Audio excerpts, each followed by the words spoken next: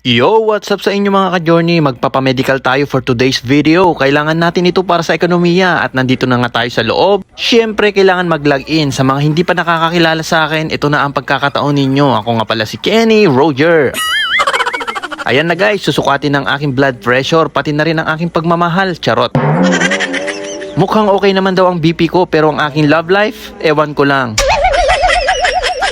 Gusto rin malaman kung gaano ako kabigat, kaya ayan. Nako. Bumigat pa lang labi ko ng 2 kilo.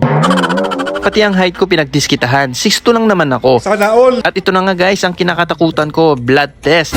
Takot talaga ako sa tusok, pero ang iba dyan, nasasarapan. Sana all. At ito na guys, nakuha na ako ng dugo bago ako mahimatay. Successful naman.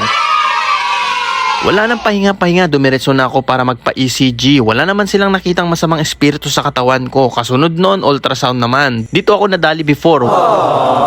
Huwag mo naman masyado idiin, madam. May kiliti ako dyan. Charot. Ayoko! Ayoko! Mataba ko ko!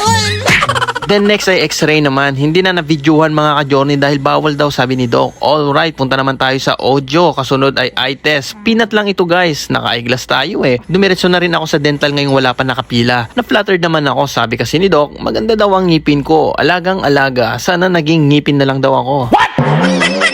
At syempre, hindi rin mawawala ito sa medical guys. Ang paihi. Ang hirap lang pagkasyahin sa butas.